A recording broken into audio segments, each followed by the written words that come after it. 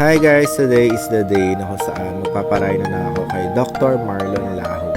So sana mapagtagumpayan ko yung surgery ko for this day. Good luck to me guys!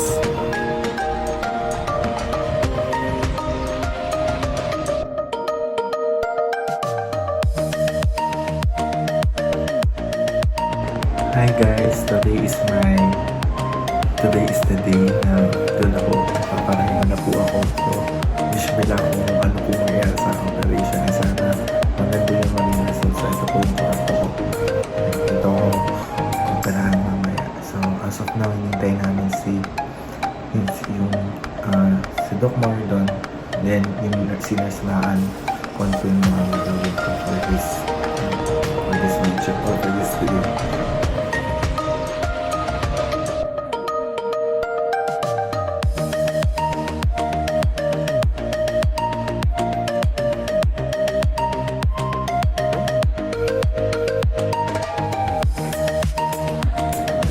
Kaya nasa na nilagyan ako ng cream dito sa nose ko. Pati dito sa hindi natin ako kasi mamaya nalagyan ako ng anesthesia. Siyempre, bago lagyan ng anesthesia, kailangan mo lang lagyan ng ito para kasi wala ka talagang or smooth lang yung pagpasok ng mga yun. Mamaya, pag nilagyan ng anesthesia, siyempre, hindi ko na mapapakita mamaya. Mapapakita ko lang siguro before and after na. Okay, so, yun na. Okay na ba? Dito sa part na to, ayan, medyo sobrang kinakabahan na ako kasi nasa loob na ako nito ng operating room. Waiting na lang kay Doc na yun nga, kung gagamitan ba ako ng barena, gagamitan ba ako ng pang-welding, charot.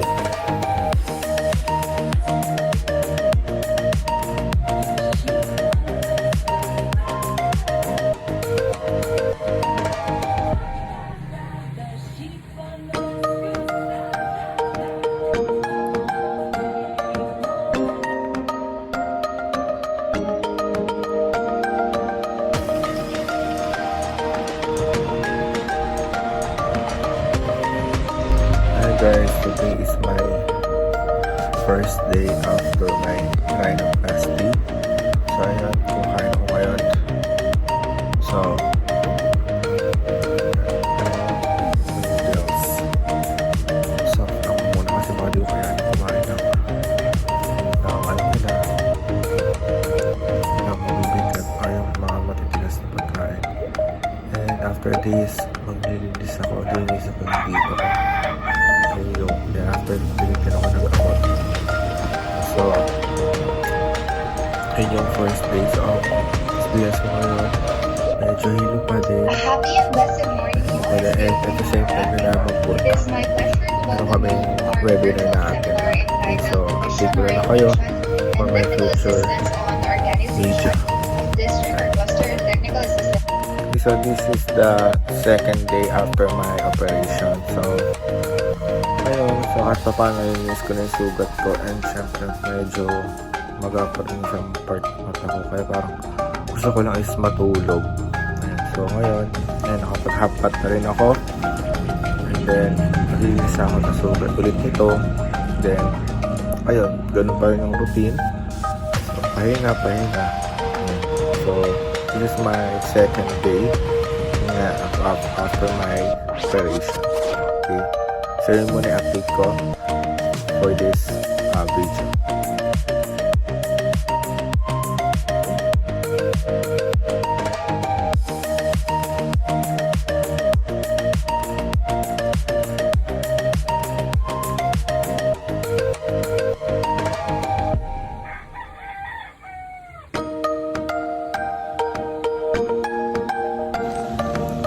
Okay, so this is my third day after my surgery.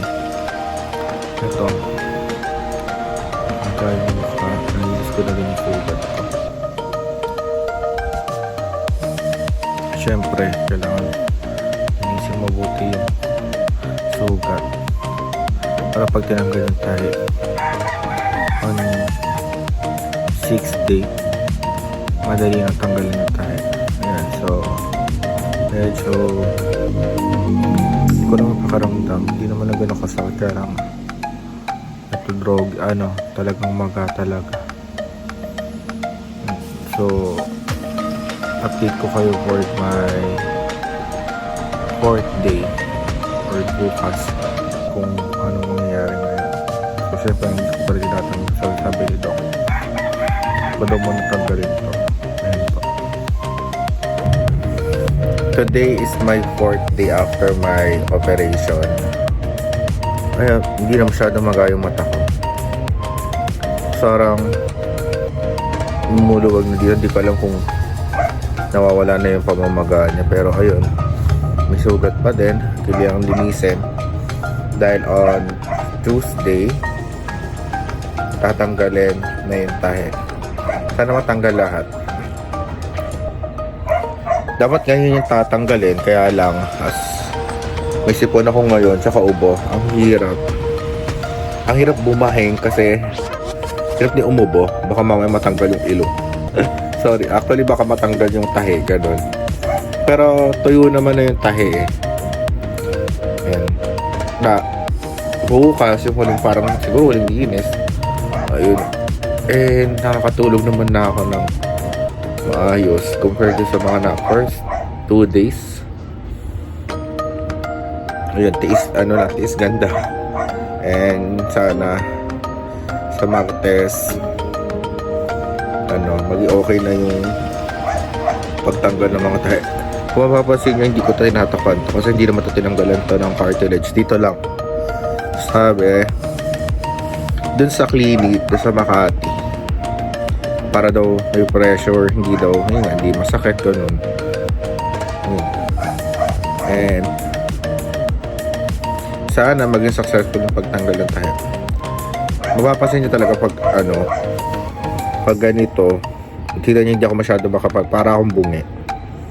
Kahit sa mga ibang nag-vlog, hindi nila ito mataas masyado kasi nga natatakot sila na alam nyo yan, baka matanggal yung tahe, ganun.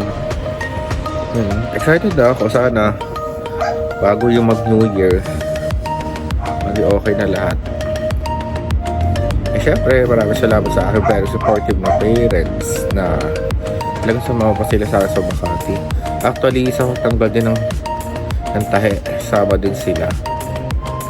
Ayun. So, yun muna yung update ko for this video. Kasi pasensya na sa mga nakaraan. Medyo sandali lang kasi talagang wala ako sa mood. Parang pinipilit ko lang mag-update. Kasi para makita ko yung improvement. Ngayon, hindi na ako masyado magpapansin ko naman. Ayun. Siyempre, inom mo lagi yung gamot na nakareseta sa'yo. Okay, so yun muna for my 4th day after my operation.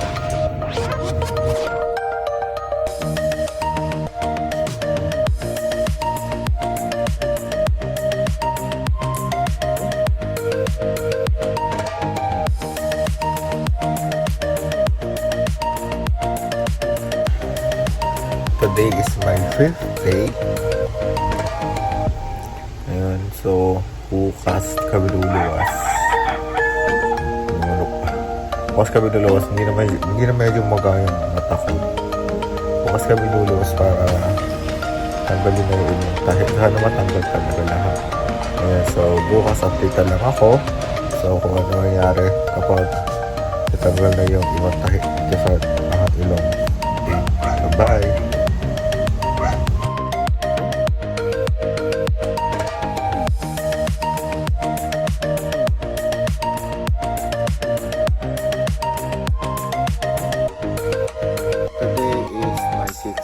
So, pupunta kami ngayon sa Makati para tanggalin ngayon yung tahi. So, sana maraming matanggal na tahi ngayon. So, update ko na lang kayo pag nandun ako sa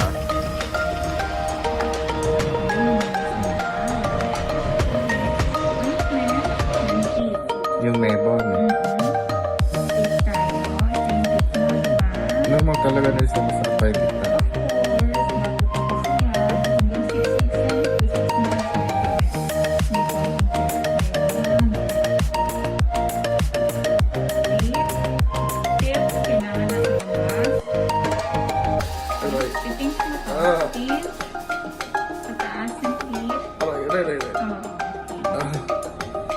Siyempre, pag uwi, I'm so happy kasi nga natanggal na yung tahi. Pero after this, bumalik pa ako kasi may mga naiwan pang tahi. Depende naman yan sa inyo kung nalinis yung mabuti. And this is my first time na nakapag-TikTok. Watch this. Na kahit magbalik pa rin natin ang mundo, hindi ang isang katulad ko ang magugustuhan mo. Mahal na mahal kita. Sobra. Matagal na. At kaya kitang panindigan at ipaglaban kahit kanino. Pero, hindi kita kaya ipaglaban sa sarili mo. Laban mo mag-isa yan. Kaya ko lang mahalin ka. Di ko kayang pilitin na gustuhin mo ko.